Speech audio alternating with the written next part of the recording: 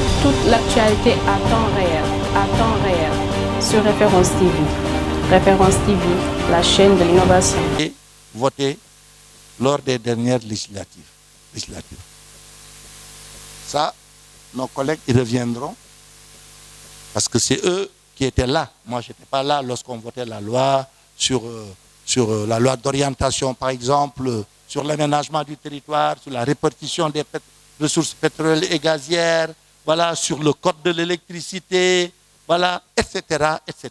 Ce sont des grandes lois structurantes sur le contenu local pour que le secteur privé national soit au cœur des projets économiques, voilà, qui vont être induits, etc. Eux, ils viendront à ce débat. C'est pour vous dire que l'exercice aujourd'hui, n'oublions pas maintenant que nous avons la chance d'avoir un chef d'État qui a été président de l'Assemblée, qui a été du côté du législatif, comme du côté du vote de la loi, comme du côté de l'exécutif.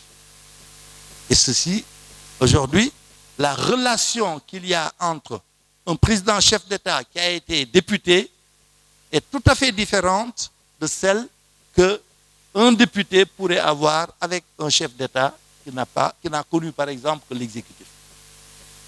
Et ça, c'est pour dire que le mandat des députés est devenu aujourd'hui un mandat de dignité extrêmement sérieux.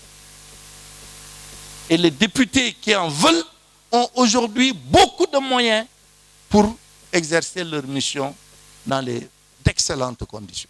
Maintenant, on est dans un processus aussi de perfectionnement continu.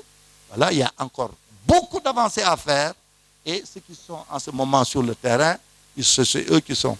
Mais en tout cas, ce qui est sûr, c'est que le président de la République est dans la perspective de donner beaucoup plus de possibilités à l'exécutif. Et parmi les principales réformes qui ont été introduites dans la nouvelle constitution, aujourd'hui, de 2016, le président Macky Sall a posé un acte fort en donnant au président de l'Assemblée la possibilité de désigner au moins 2 membres parmi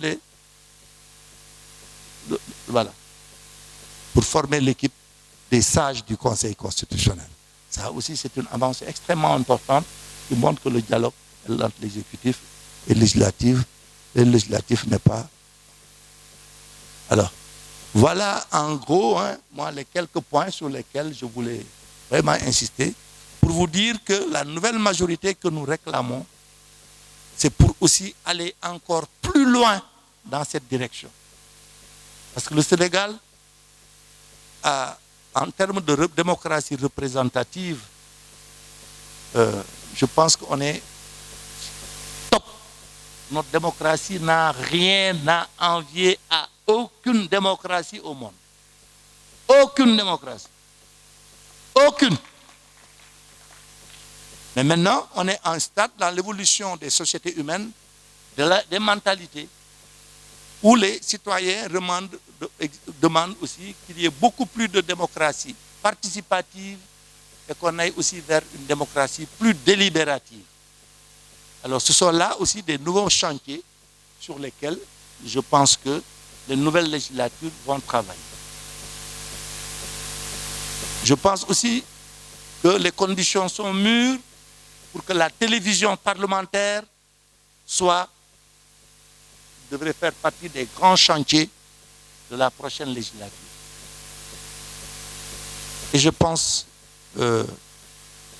également que du point de vue du rapport entre le député et les citoyens, en particulier la société civile, il est aussi,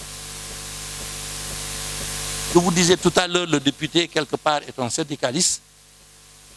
Et il sera peut-être, dans le cadre de cette majorité, de cette démocratie participative, il sera de plus en plus intéressant que les députés discutent avec les secteurs d'activité, les syndicats, les organisations patronales, en amont de plus en plus des débats, des textes en préparation, pour que les textes qui leur parviennent, voilà, qui sont votés, soient davantage le plus conforme possible aux aspirations, aux attentes et aux préoccupations des différents secteurs d'activité et des citoyens.